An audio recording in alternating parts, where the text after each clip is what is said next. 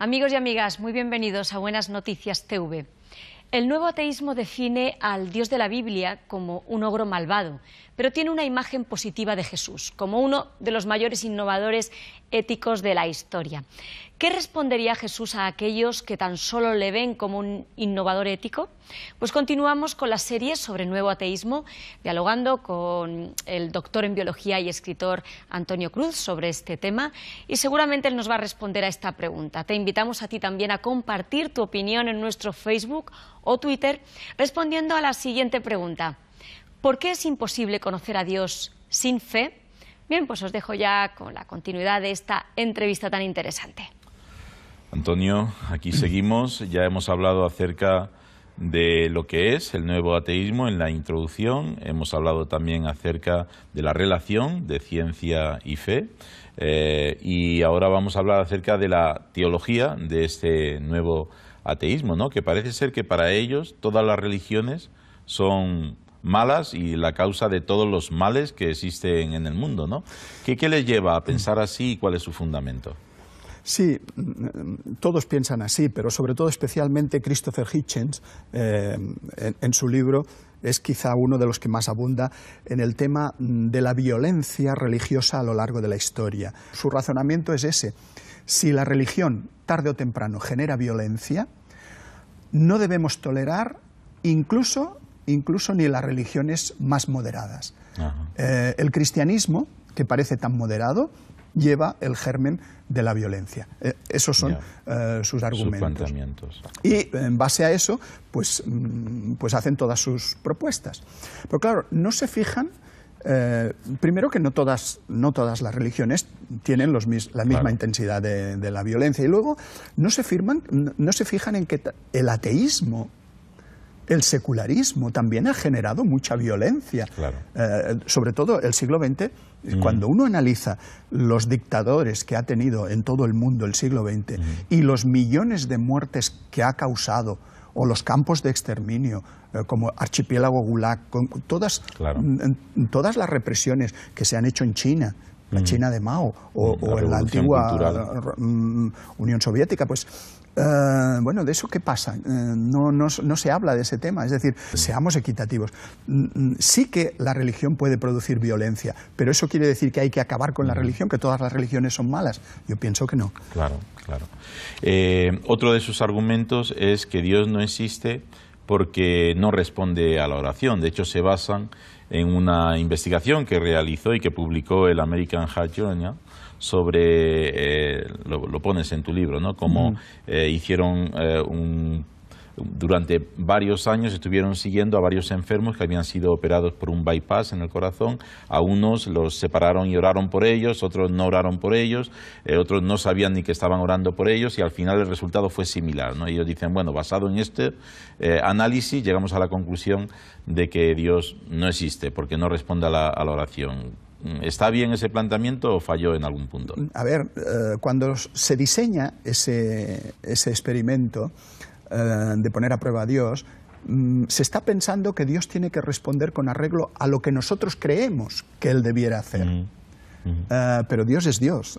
Dios no tiene por qué responder a eso.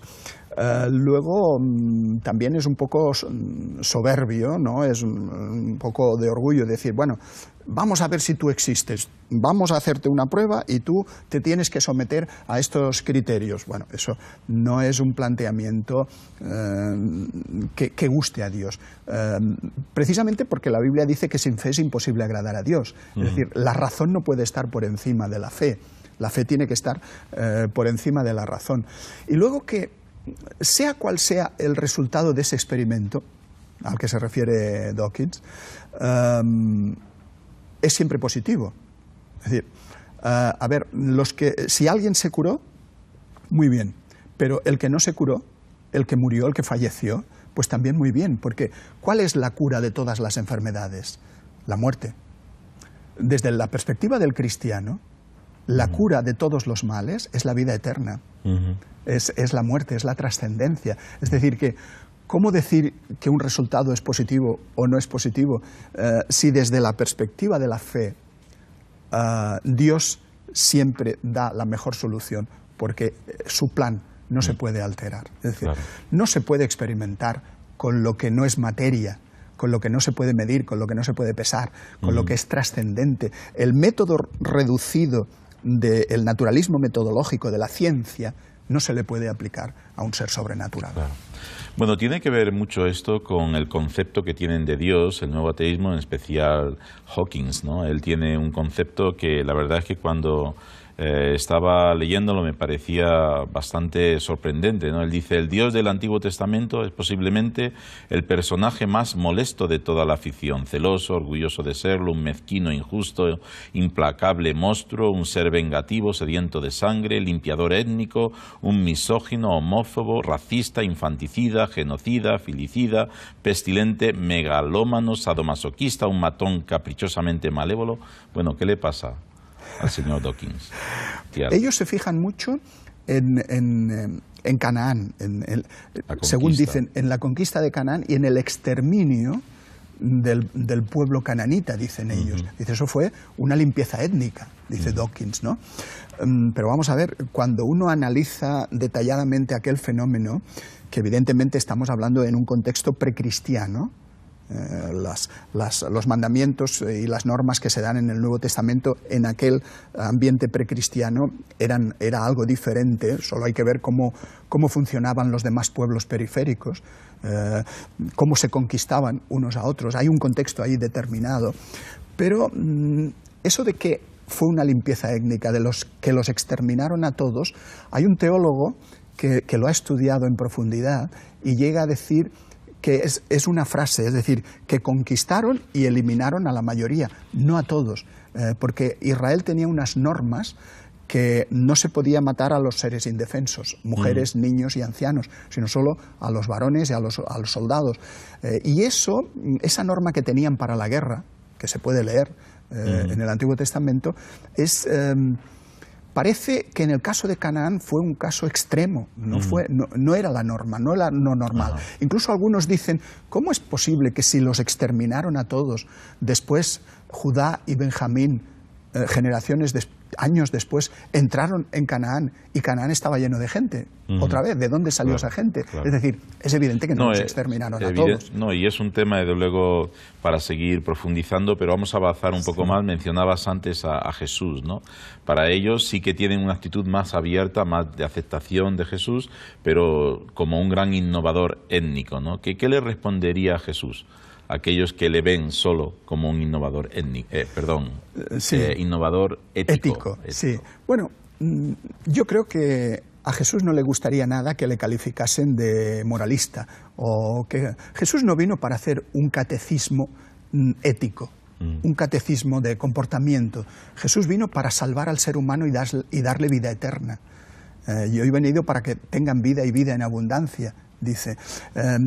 Jesús no vino para poner toda una serie de normas y de estructuras de pensamiento.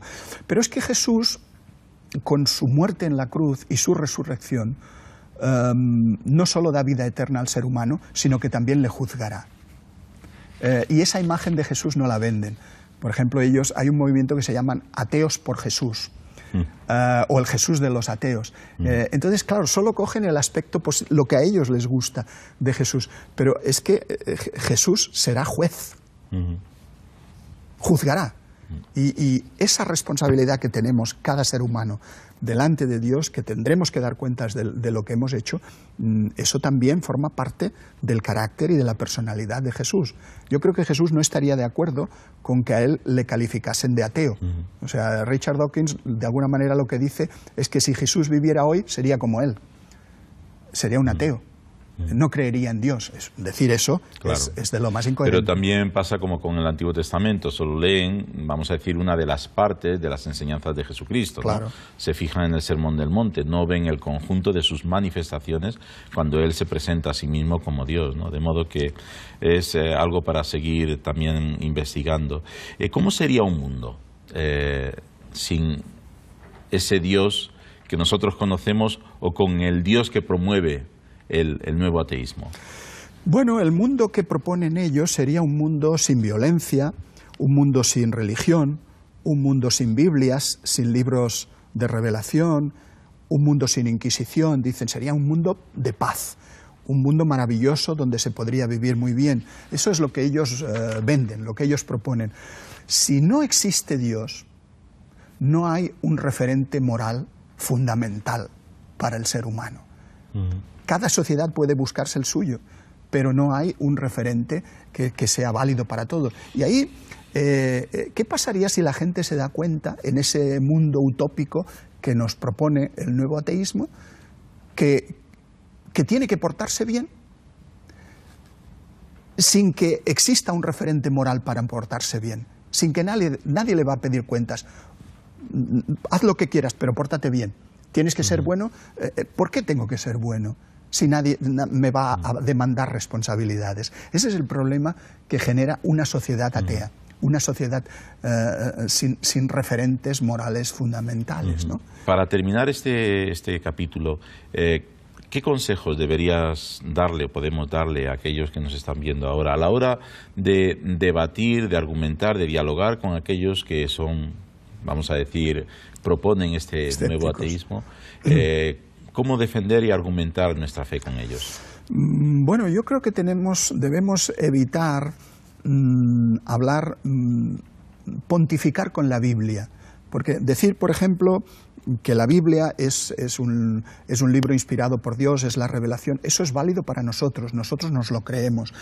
Pero para una persona que piensa que las profecías del Antiguo Testamento en relación a Jesús fueron inventos del pueblo judío, la Biblia no tiene mucha credibilidad. Entonces no podemos empezar a citar versículos de la Biblia ante una persona que no cree en la existencia de Dios ni en su inspiración. Eso, por ahí tenemos que tener cuidado. Tenemos que apelar más a la razón, al razonamiento, a la argumentación racional. Yo creo que debemos evitar también hablar de experiencia personal. Es bueno nuestra experiencia personal, lo que me ha ocurrido a mí. Pero una de las ridiculizaciones de la experiencia personal que hace Dawkins, es decir, bueno, está muy bien, usted tiene su experiencia personal, pero eso no es científico. No se puede demostrar la experiencia personal, lo que uno siente por dentro, el sentimiento. Y claro, nosotros los creyentes a veces tenemos que es legítimo que uno explique a los demás lo que le ha ocurrido a él, pero eso no es un argumento que demuestre la existencia de Dios. Mi experiencia personal. En cuanto a lo que decías de la Biblia, entiendo que ante un argumento científico yo no puedo responder con un versículo, pero también en algún momento en ese diálogo también sabemos que la Biblia es palabra de Dios y que de alguna forma puede ser útil, ¿no? Para que esa persona, a otro nivel, ya no a nivel científico, pero a otro nivel, la Biblia le puede ser bien. Claro, porque la Biblia contiene la sabiduría. O sea, la Biblia para nosotros es palabra de Dios, es revelada, y muchas ideas de la Biblia son ideas racionales. Por ejemplo, el apóstol Pablo... Y que no estamos rechazando la Biblia. No estamos rechazando, como por supuesto que no. Herramienta que debemos de usar en nuestra apologética. Pero lo que quiero decir es que hay que tener cuidado con decir, aquí en la Biblia dice esto, usted es pecador y está... bueno, ¿y esto cómo lo demuestra? El valor que le damos nosotros no tiene nada ahí hay para ellos. Una cosa que sirve para que ellos ridiculicen la manera de presentar el Evangelio, ¿no? Y sobre todo que sepamos cómo también responder a argumentos que ellos están defendiendo y que científicamente no siempre son tan evidentes y tan claros como ellos muchas veces están dando a entender, ¿no? Ellos muestran un gran desconocimiento de la Biblia. Ahí nosotros tenemos una baza, es decir, y de la teología en general. Ellos tienen una idea de Dios que no es el Dios que se refleja en la Biblia. Es un Dios creador, un Dios taumaturgo, es un Dios que se puede experimentar con él, que se le puede poner a prueba como demuestra, pero ese no es el Dios de la Biblia.